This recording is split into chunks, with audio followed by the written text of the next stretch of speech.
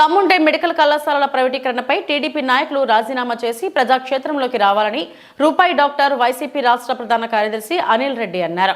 Medical కళాశాలల ప్రైవేటీకరణకు వ్యతిరేకంగా అనంతపురంలో ఇవాళ వైసీపీ చేపట్టిన భారీ బైక్ ర్యాలీకు మద్దతుగా 200 బైకులతో వైసీపీ రాష్ట్ర ప్రధాన కార్యదర్శి రూపాయి డాక్టర్ అనిల్ రెడ్డి పాల్గొన్నారు.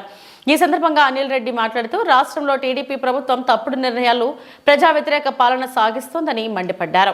మెడికల్ కళాశాలల ప్రైవేటీకరణకు అప్పగించడం అన్యాయమని మండిపడ్డారు. ప్రజా ఆరోగ్యాన్ని దృష్టిలో పెట్టుకుని ఆనాడు దివంగత నేత డాక్టర్ వైఎస్ రాజశేఖర రెడ్డి ఆరోగ్యశ్రీ తీసుకొస్తే దానిని అమలు చేయడంతో పాటు పేదలకు వైద్య విద్య అందాలనే మంచి సంకల్పంతో వైఎస్ జగన్మోహన్ రెడ్డి మెడికల్ కళాశాలలకు ఏర్పాటు చేశారన్నారు. ఈ కళాశాలలో నిర్వహణ చేతగాక ఈ టీడీపీ ప్రభుత్వ నాయకులు ప్రైవేటీకరణ చేస్తున్నారని మండిపడ్డారు.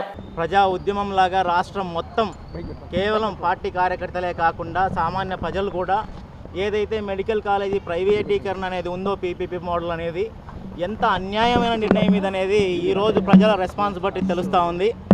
దాదాపు అంటే మనందరికీ తెలుసు, ఆరోగ్యశ్రీ అనేది మొట్టమొదటగా మన రాజశేఖర రెడ్డి గారు ఆలోచించి పేద ప్రజల కోసం చేసింది.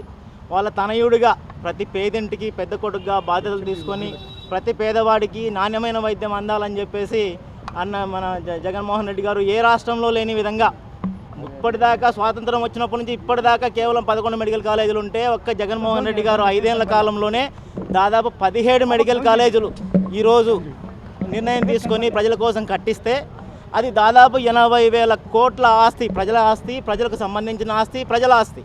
అట్లాంటిది ఎట్లా ప్రైవేట్ పరం చేస్తారు అనే దానికి నిదర్శనమే ఈ తప్పుడు నిర్ణయాలు. ఆ తప్పుడు నిర్ణయాలకు వ్యతిరేకంగా జరిగే ఈ ఉద్యమమే ప్రజా ఉద్యమము.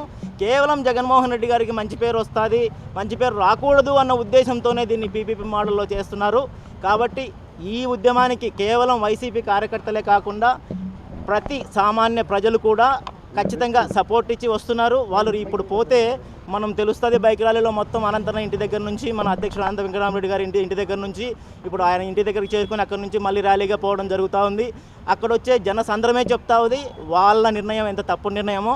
కొంతమందితో నేను మాట్లాడితే ఆ పార్టీ సానుభూతి పరులతో కొంతమందితో మాట్లాడితే లేదు సార్ పీపీపీ మోడల్ సరైన నిర్ణయం అంటున్నారు వాళ్ళ కార్యకర్తలు. నిజంగా వాళ్ళు తీసుకున్న నిర్ణయం కరెక్ట్ నిర్ణయం అనే ధైర్యం వాళ్ళకు ఉంటే దాదాపు 164 సీట్లు ఉన్నాయి కదా వాళ్ళకు. 13 పాత జిల్లాలు, జగన్ గారి ఆధ్వర్యంలో 26 జిల్లాలు అయినాయి. 13 జిల్లాలే తీసుకుందాంలే. జిల్లాకు ఒక్కరిని వాళ్ళు రాజీనామా చేయించినా కూడా వాళ్ళ గవర్నమెంట్ ఏం పడిపోదు కదా. వాళ్ళకి దమ్ముంటే 13 మందిని జిల్లాకు ఒక్కరిని రాజీనామా చేయించి మళ్ళీ ప్రజల దగ్గరికి పొమ్మను, ప్రజలే చెప్పుతో కొట్టినట్టు వాళ్ళకి సమాధానం చెప్పి మీ నిర్ణయం తప్పు అని ఓడిస్తారు.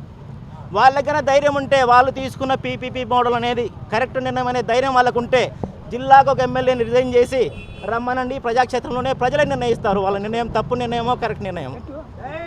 జై జగన్, జై జగన్. ఇప్పుడు దాదాపు మనం 200 నుంచి 300 మందితో బైక్ ర్యాలీ ఇక్కడ నుంచి అనంతరం ఇంటి దగ్గరికి వెళ్తున్నాము.